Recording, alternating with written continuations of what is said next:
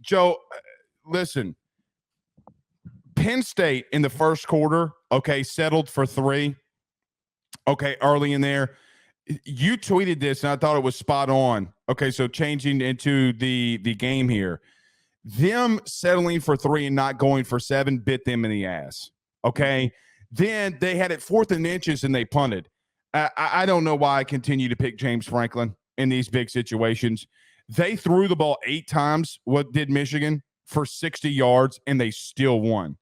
How nuts is that? It's ridiculous. By the way, firing Mike Yurcich, your offensive coordinator, who's actually been one of the better offensive coordinators in Penn State over the past couple of years, that has to be one of the lamest moves by James Franklin. I think that everybody kind of turned the page and has been so focused on Michigan. To do that after that game is just such a lame ass move, man.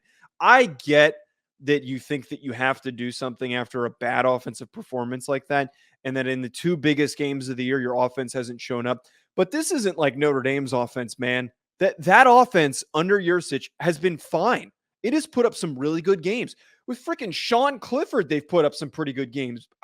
I don't get that. And the whole offensive approach, the just general, not offensive approach, but the general coaching decisions throughout this game, more of the blame needs to fall on James Franklin's shoulders. He clearly did this to create some type of a diversion. Well, look, and I'm not going to say you're wrong, but I'm not going to completely agree with you. How many open receivers did Drew Other miss? Dude, too many.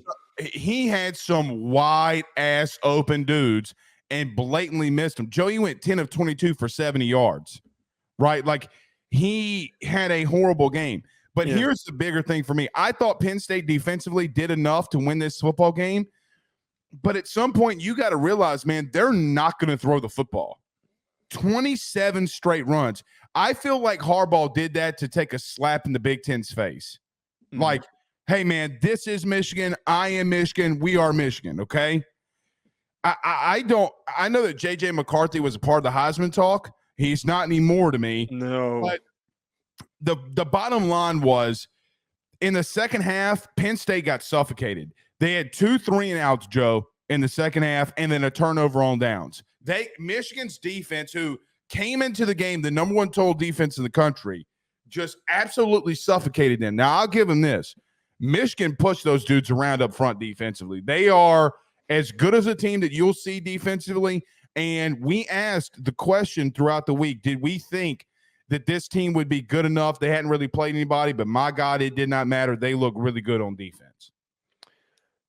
And I'll take that a step further. Their defensive line beat the hell up that Penn State front, and then their offensive line just completely took over this football game, man. They ran the ball, what was it, 15 straight times, something ridiculous like that. 27. They just kept running the Michigan damn ball. ran the ball 27 straight times.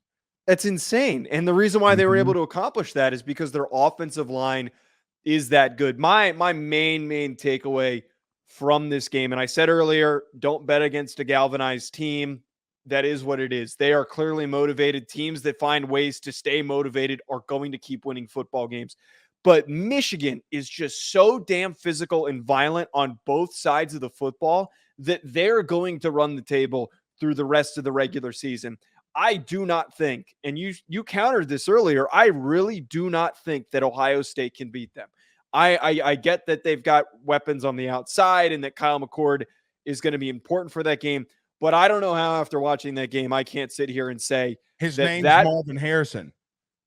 But I really think that pass rush is going to cause so many. That Ohio State offensive line has been fine, but they have not seen anything this bad that they're going to be dealing with this front for Michigan. I think Marvin Harrison could be the I don't think he's going to be the X factor in that game. I'm taking if they can get the ball out. If they can get the ball out.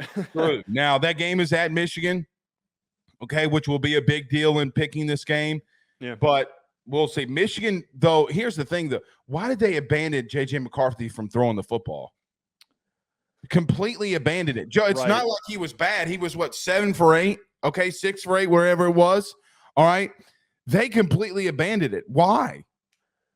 Well, there was a point where he kind of was not limping, but I don't know if there was something injury-wise with him. I have no idea. That's just pure speculation. But my thing with that, is I think that's more of a problem than that is a strength. I think it's a positive to sit here and say that you could put anybody back there and we're going to still kick your ass. But it is a problem that you feel like your quarterback is not good enough to throw the football and that you have to just go straight to your run game. To run the ball that many times in a row, that's concerning. That means you don't trust the kid. That doesn't mean that, you obviously, if someone's working, you're going to keep going to it. But there were situations where he could have thrown the football and they either ran it with him or they ran it with somebody else. They don't trust him. That maybe they don't, and it's not getting talked about. Well, it is something. It's an ultimate slap in the face to Penn State to show you that we can run the ball 27 straight times and you're still going to lose. So, All right.